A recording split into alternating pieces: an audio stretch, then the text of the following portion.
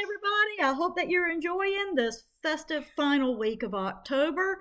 Halloween is such a fun time, and it seems like a great time to talk to you about fear. In my last video, I talked about the unsolvable mystery of death and how it's the one thing that we not only don't understand, but we fear it because we don't understand it. And as a matter of fact, that is the basis of most of our fears, is not understanding. So let me ask you a question. If death is our number one fear, what do you think our second fear is? Public speaking? Heights? Confined spaces? Creepy crawly critters? No. I personally believe that our second greatest fear is ourselves. Now, bear with me here because I know you're probably sitting there thinking, Sherry, how can I be scared of myself? I live with myself all of the time. Well, let's delve a little bit deeper. I actually have my Bachelor of Science in Experimental Psychology, so I love brains and science and research and finding out about why and how we are the way that we are. One thing that has always interested me has been authenticity, being your authentic self. And why are we afraid to do that? Why are we afraid to be who we were created to be? Why do we feel like we have to conform to narrow worldly standards that probably don't fit the majority of lives? I mean, we're created with this beautiful diversity. Why are we not celebrating it? Why aren't we embracing it, appreciating it, and sharing it with the world? Well, I think it goes back to what I have talked to in some of these other videos. It's self-defeating beliefs, self-doubt, and basically fear of things that we don't know or don't like about ourselves. Now, I wrote a companion blog to this video called Melting the Iceberg, and in it I talk about Freud's iceberg theory of consciousness, which basically he theorized that human consciousness, our minds, have three different levels. You've got your conscious mind, which is me and you. You're watching this video right now. That's going on in your conscious mind. You've got your preconscious mind, which is stuff that it's right there below the surface, kind of sitting right underneath the surface of the ocean under that conscious mind. You could pull it up if you wanted to. Think of your to-do list for the day, what you had for lunch yesterday, the last time you went out with friends, or some events that you enjoyed, some things you're thinking about planning. That's your preconscious. And then way down deep underneath the surface, that's your subconscious or unconscious. That's where all the stuff is that we don't look at on a day-to-day basis. We don't think about it, we don't talk about it. This is where the stuff is that's really holding us back from being our authentic selves.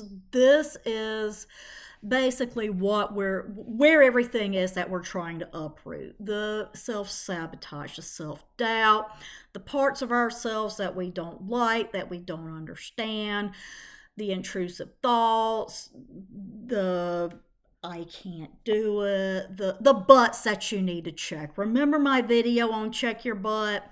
This is the level where those butts come from. So, what do?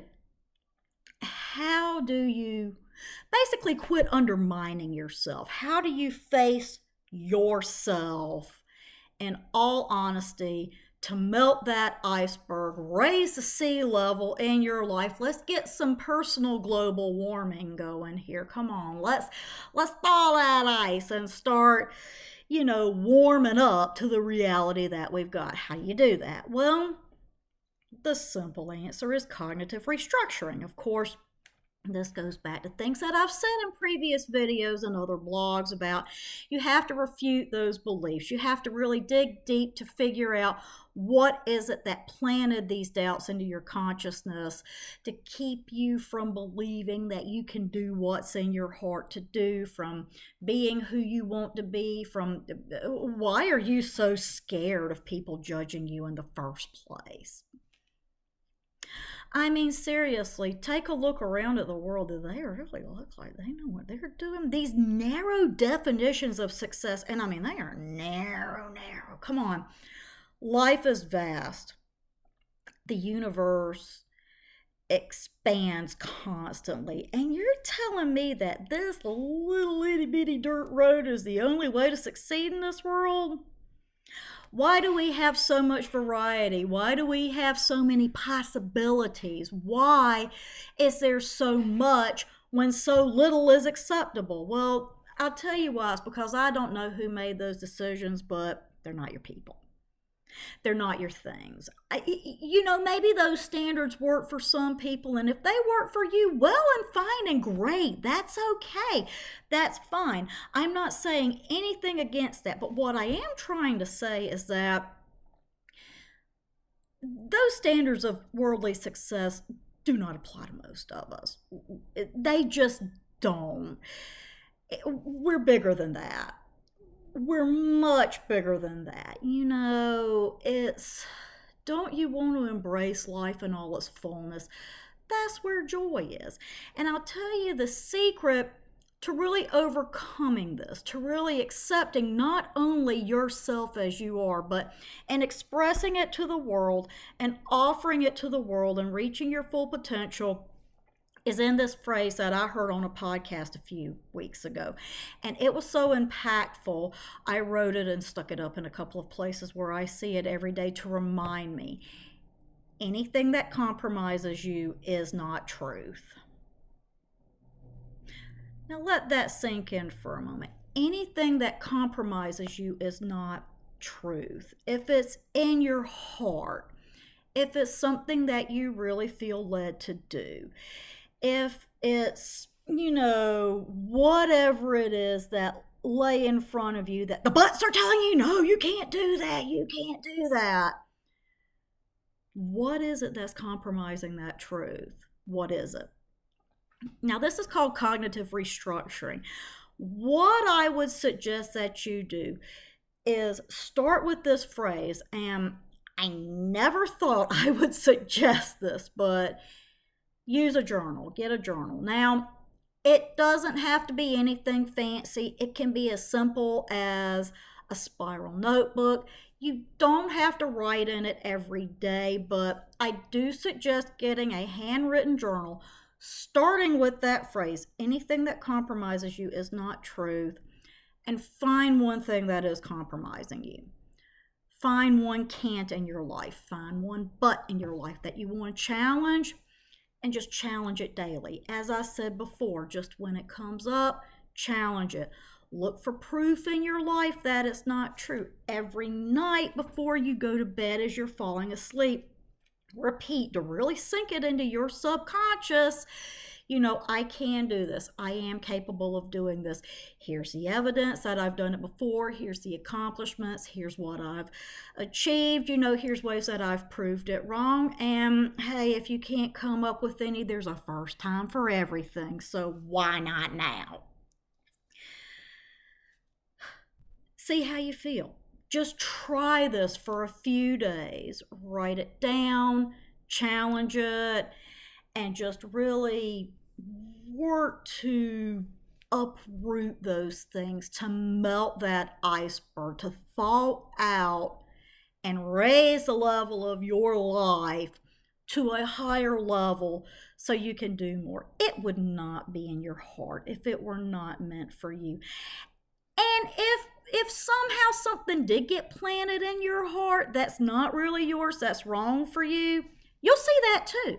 You'll find that too, and you'll find what's right for you. I'm not one of these prosperity people that says everything you work's going to work out. What I'm saying is, start with that and just really explore and pray over and meditate over what it is that you want and why you want it. And here's where another good saying comes in. My grandfather always said, you reap what you sow. It was a life truth that he believed in. And of course, I thought the standard definition, well, be careful how you treat people, how you act, make sure you're coming at things with pure motives, and things will be all right. And yes, that's true. But I just recently, in exploring this, anything that compromises you is not truth, realized there's another meaning to that. You reap what you sow can also mean embrace what you love. Refute what's not true with what you love, with what brings you joy, with what's in your heart. Refute the lies of your subconsciousness with the truth of your heart. And if you're acting out of love, out of joy, out of pure motives, out of authenticity, if you're really starting to mind your authentic self, then the ball will keep rolling and you'll reap more and you'll find more truth within yourself to work with, and it will just keep going from there to build the beautiful life that you deserve. So I think it's natural to be a bit scared of the darkness within yourself. Don't. Yeah, the best way to knock that mother out is to stare it in the eye and just so stare it in the eye and give it your best shot. You can do it. In closing, I have an offer for you. Yay! I am having a sale on Singularity, my latest release.